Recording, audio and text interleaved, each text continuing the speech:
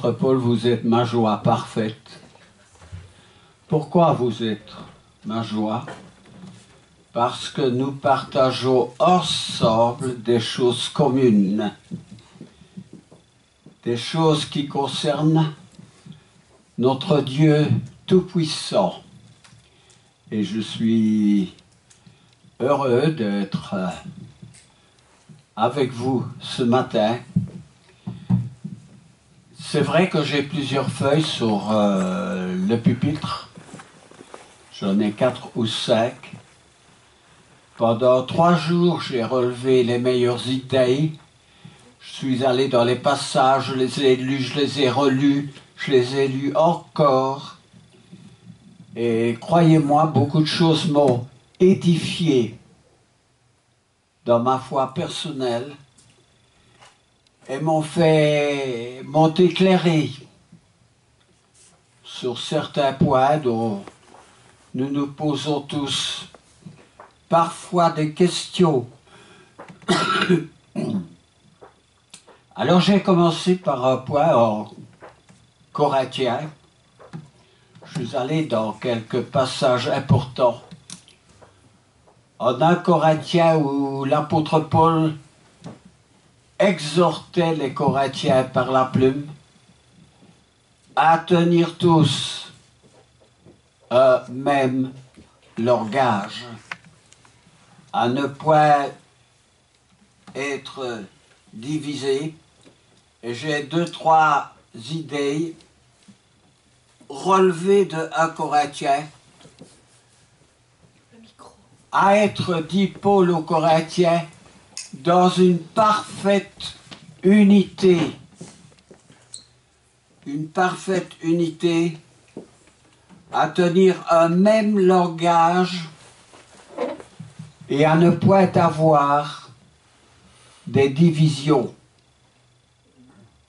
Il est évident que si on tient un même langage, il n'y aura pas de division. Et il y aura une parfaite unité, ce qui n'a pas toujours été le cas chez les chrétiens. Aujourd'hui, nous nous trouvons dans un christianisme divisé. Et ça ne plaît pas à Dieu. Et pourquoi sommes-nous dans un christianisme divisé? Parce que Satan a une grande puissance. Et l'avantage de Satan, c'est la division. L'apôtre Paul, du temps de son vivant, prévoyait cette division qu'il appelle l'apostasie, qui a commencé au sein de l'Église même, dans le 1er siècle, et qui ne s'est jamais arrêté. Alors, attention à cette division, à ces différentes manières de vouloir rendre un culte à Dieu. Parce que si nous allons dans le christianisme, en général, nous verrons que c'est quelque chose de catastrophique. Il y en a qui vont vers Jésus, vers la maman de Jésus, vers une quantité d'êtres célestes différentes. Et cela ne doit pas être dans le royaume de Dieu. Alors nous verrons certaines choses en détail un peu plus loin. Il y a aussi des conséquences sur différents domaines. Et l'apôtre Paul va reprendre en Éphésiens avec beaucoup de force ce qui fait du mal à l'Église. Et encore une fois, il va prendre comme le point de référence l'unité de l'Église. Et au début de cette étude, je vais mettre l'accent sur l'unité de l'Église. En Éphésiens chapitre 4 au verset 11, est-ce que Victoire est là ce matin? Oui, il a le micro. J'ai le micro. Tu as le micro. Bien. Alors, en Éphésiens chapitre 4, entre les versets 11 et 15. Si tu peux lire, mon frère. Au nom de Jésus. Et il a donné les uns comme apôtres, les autres comme prophètes, les autres comme évangélistes, les autres comme pasteurs et docteurs, pour le perfectionnement des saints, en vue de l'œuvre du ministère et de l'édification du corps de Christ, jusqu'à ce que nous soyons tous parvenus à l'unité de la foi et de la connaissance du Fils de Dieu, à l'état d'homme fait, à la mesure de la stature parfaite de Christ. Ainsi, nous ne serons plus des enfants, flottant et emportés à tout vent de doctrine par la tromperie des hommes, par leur ruse dans leurs moyens de séduction, mais en professant la vérité dans l'amour, nous croîtrons à tout égard en celui qui est le chef, Christ. Amen. Oui. Eh bien, dans le verset 11, peux-tu encore lire le verset 11 si tu veux bien, mon frère?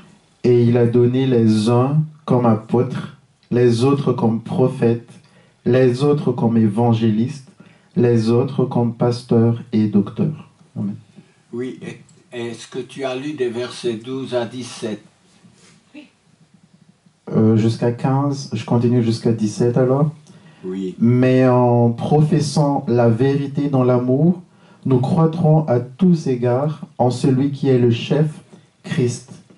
C'est de lui et grâce à tous les liens de son assistance que tout le corps, bien coordonné et formant un solide assemblage, tire son accroissement selon la force qui convient à chacune de ses parties et s'édifie lui-même dans l'amour. Oui, merci beaucoup pour la lecture. Et il y a aussi, l'apôtre Paul met l'accent sur ceux qui sont attaqués par la tromperie. N'est-ce pas? Tu as lu dans cette exhortation, l'exhortation pour que nous ne soyons pas des enfants flottants à tout vent de doctrine par la tromperie des hommes. Je pense que tu as lu ça dans le verset 14, oui. Au verset 14. La tromperie, il y a eu beaucoup de tromperies. À commencer par le moment des apôtres. Et ultérieurement, dans l'histoire d'Israël. C'est pourquoi Salomon, déjà dans Proverbe 12, 13, 12, 17, disait « Ce faux témoin proclame la tromperie ». En Proverbe 12, 20, « La tromperie est dans le cœur de ceux qui méditent le mal ». En Proverbe 14, 8, « La folie des insensés, c'est la tromperie ». Depuis que le prophète jusqu'au sacrificateur, tous usent de tromperie. Et je répète le verset, depuis le prophète jusqu'au sacrificateur, tous usent de tromperie. Jérémie 6, le verset 13. Alors,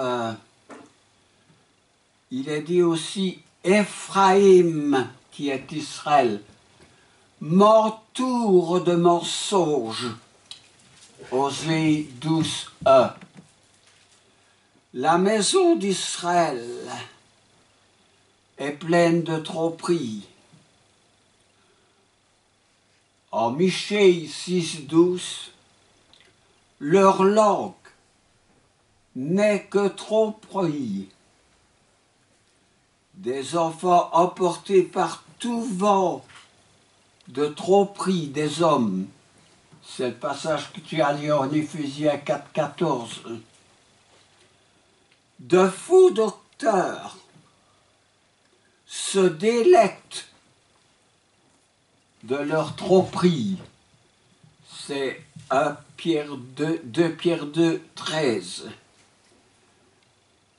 Tous ces faux docteurs, dit Pierre, ceux dont le cœur est exercé à la cupidité, des enfants de malédiction. Alors, remarquez que déjà dans le consistoire, dans ceux qui marchent avec Christ, et ce ne sont pas des moindres, il s'agit du peuple de Dieu, il s'agit de ses conducteurs, il s'agit même des sacrificateurs et encore plus des prophètes. Tous usent de tromperie. Il y avait, ce n'est pas un secret puisque les Écritures nous dévoilent la tromperie, même des conducteurs du peuple, des sacrificateurs. Les prophètes, tout ça est qualifié par les faux docteurs. Et même Christ a été entouré aussi par des gens peu sincères, par des gens qui lui disaient peut-être « je t'aime », comme Judas, et qui n'ont pas tardé dans leur faiblesse à ne pas soutenir le Fils de l'homme, le Fils de Dieu. Et même Pierre était près d'une chute terrible, par 3 fois lorsqu'il s'est écrié « Mais je ne connais pas cet homme, je ne connais pas cet homme, je ne connais pas cet homme. » Et puis Pierre s'est ressaisi, parce qu'il y avait un grand amour dans son cœur, parce qu'il savait qui était Jésus, il avait côtoyé Jésus. Et remarquez que ce qui est arrivé à Pierre peut très bien nous arriver aussi. Parce que la parole dit, celui qui croit-être debout, qu'il ne prenne garde de tomber. Alors oui, que ceux qui sont debout exercent leur foi et leur amour à soutenir ceux qui marchent dans le Seigneur et qui sont chargés par Dieu de les conduire. Alors là, nous allons voir un cas évoqué par l'apôtre Pierre et d'autres, d'un conducteur, plus que ça, d'un prophète, qui lui aussi a été tenté, et par son erreur a produit une grande mortalité par le peuple d'Israël. Voyez-vous de qui il s'agit? Eh bien, c'est un prophète qui a été sollicité par le conducteur de ses ennemis, qui s'appelait Balak. Il a été sollicité de maudire le peuple d'Israël. Vous voyez de qui il s'agit? Le prophète. Ça commence par B. Balaam. Balaam, mais oui. Balaam. Alors, Balaam, on lui a offert des sous, comme on a offert à Judas. Et d'une certaine manière, ça marche bien quand on offre des sous. Sauf que Judas était l'un des 12 et après avoir reçu cette monnaie en main, ça lui brûlait peut-être la main. Il est allé le rendre à ces gens qu'il avait payés pour trahir Jésus. Mais même ces gens n'ont pas voulu reprendre cet argent. Alors, venons-en à ce prophète Balaam.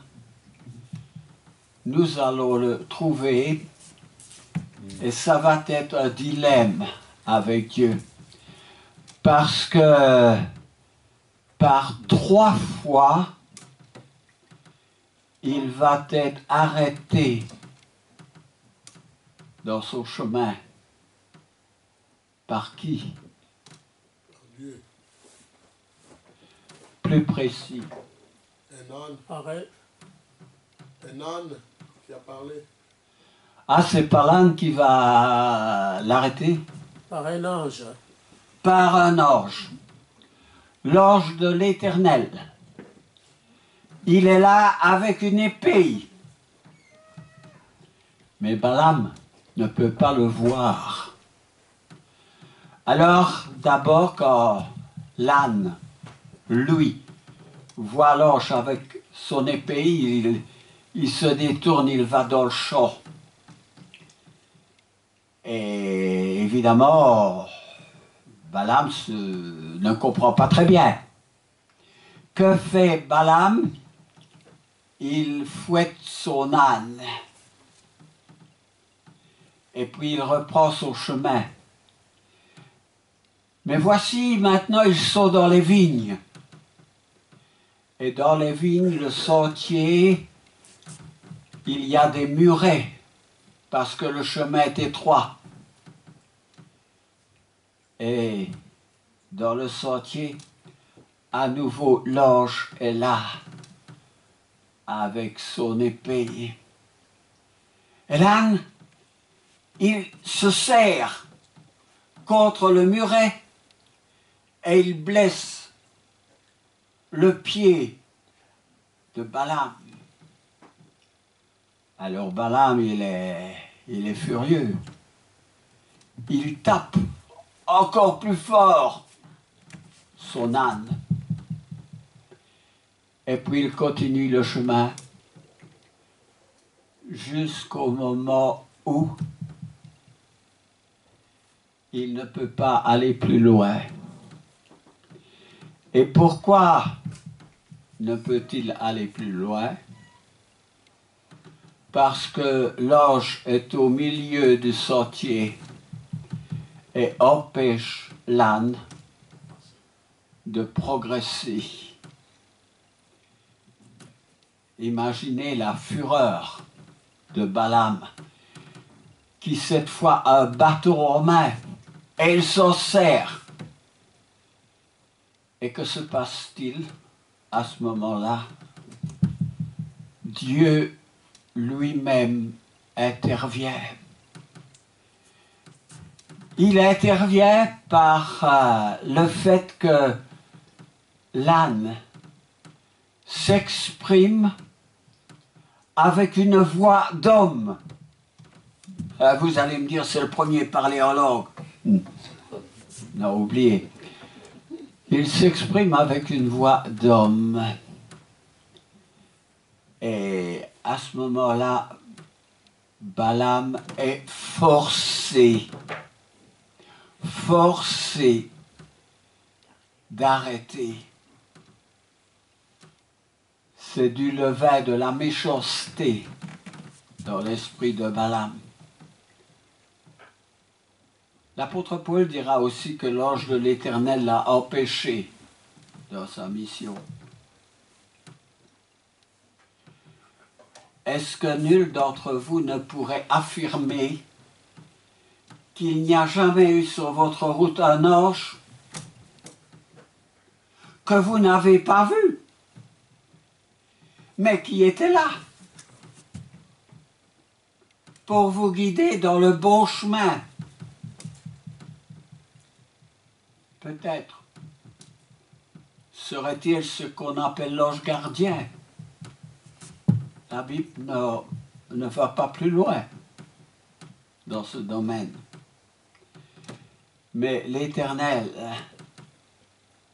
est là pour chacun d'entre nous. Et ses anges aussi, pour que nous ne soyons pas seuls et que nous ne tombions pas dans le trou. Mais vous savez, l'esprit de Balaam n'était pas bien disposé. Pour peut-être plusieurs raisons, je ne sais pas, je ne les connais pas et il n'est pas dit. Mais que fit en dernier lieu Balaam? C'est qu'il s'arrangea.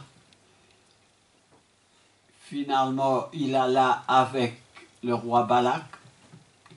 Il ne peut pas maudire le peuple de Dieu, Dieu ne lui permet pas cela.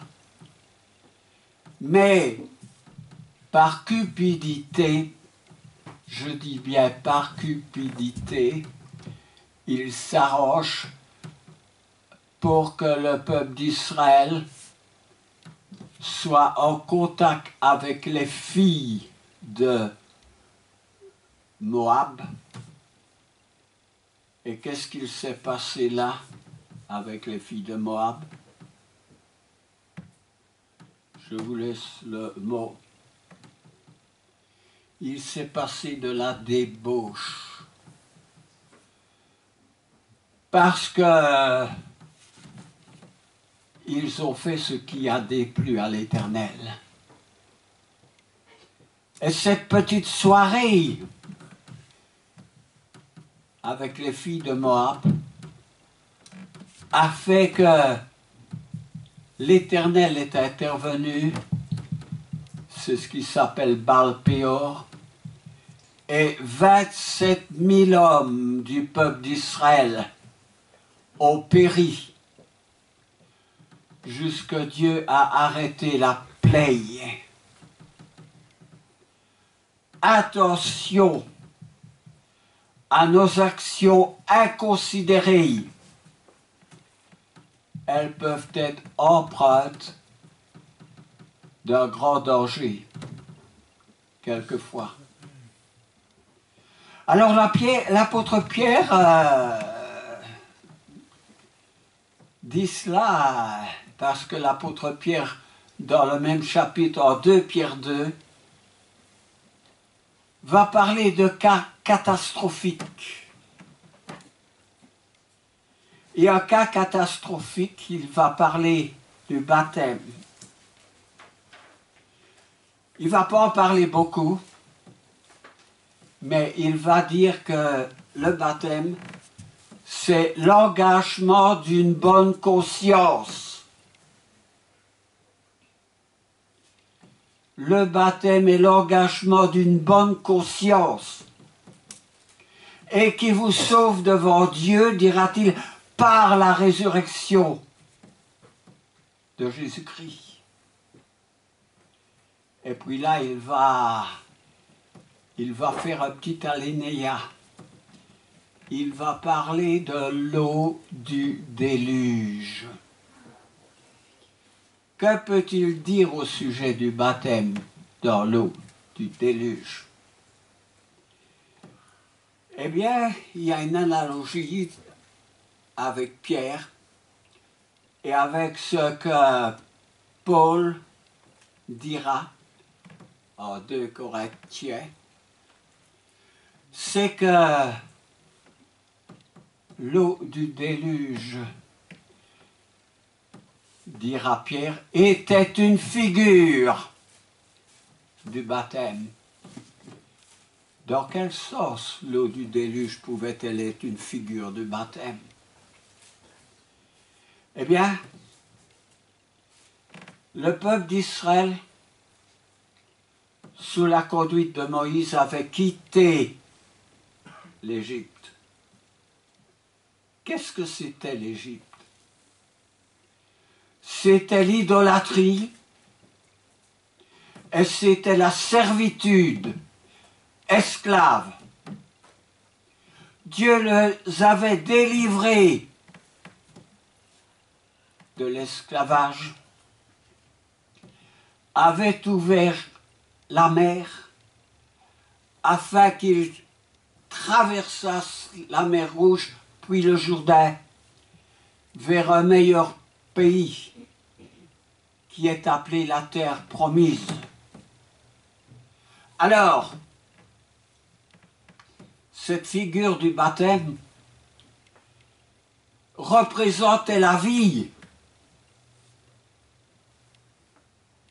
pour le peuple d'Israël, puisqu'il l'a traversé à pied sec, mais était aussi un sujet de mort pour les Israélites qui le poursuivaient. Ils ont bien essayé de traverser, mais Dieu ne leur a pas permis d'arriver de l'autre côté, comme le peuple d'Israël. C'était la mortalité. Et Dieu veut l'entièreté de votre engagement. Si nous allons en Hébreux 6, nous verrons là qu'il y a une impossibilité de se repentir pour ceux qui restent dans le péché, dans l'égarement. Ils n'arrivent pas à revenir en arrière, comme c'est ceux qui veulent revenir en arrière, parce que Dieu ne veut pas que l'on regarde en arrière. La femme de Lot, quand les 2 anges sont venus et ont fait sortir de Sodome la famille de Lot, ils avaient la prescription de ne pas se retourner. Mais voilà, la femme de Lot s'est retournée. Et qu'est-ce qui est arrivé? Elle a été changée en une statue de sel. Alors Dieu ne veut pas que nous franchissons par notre baptême. Nous sommes baptisés en Christ comme ils étaient baptisés en Moïse. Et regarder en arrière, revenir sur les pas et se souiller, comme dira Pierre, retourner dans le bourbier d'où il se trouvait, c'est quelque chose qu'il ne faut pas faire. Quand on est engagé en Christ, on est engagé pour toujours. Parce que comme il n'y a pas de commencement pour Dieu, il n'y aura pas de fin pour ceux qui sont avec Dieu. C'est donc un parcours que Dieu nous oblige à accomplir jusqu'à lui. Et si on a compris ça, on a compris beaucoup. Alors oui,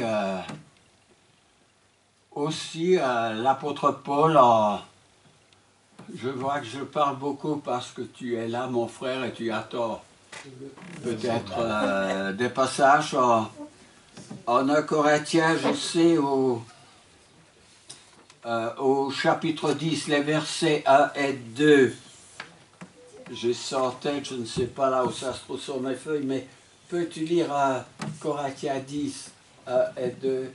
Son mari, Victor, est au fond de la salle, mais il lit. Il est au fond de la salle. Je suis là. Au fond.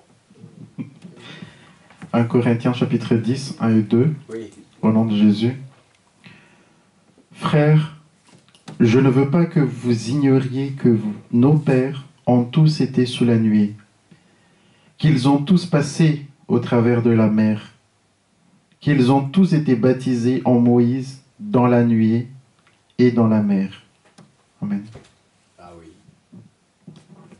Ils ont tous été baptisés en Moïse et ils n'avaient pas à faire demi-tour, ils ne le pouvaient pas. Si nous sommes baptisés en Christ, nous sommes en Christ. Alors, une dernière petite chose, je crois que nous arrivons bientôt à la fin, c'est que Satan veut toujours avoir le dernier mot. Je m'explique. Lorsque nous sommes baptisés, nous devons, avant de plonger dans l'eau, je m'exprime comme ça, être instruit dans la parole. C'était une condition préalable venant de Christ. Être instruit. Conduisez vos enfants à Christ après les avoir instruits, dira un père de l'Église, et faites-les baptiser ensuite. Eh bien, Satan a gagné en faisant supprimer cette instruction, en faisant en sorte que les enfants ne soient plus instruits, que ce ne soit plus un choix personnel, et même de reporter la connaissance de notre Seigneur en baptisant les nourrissons,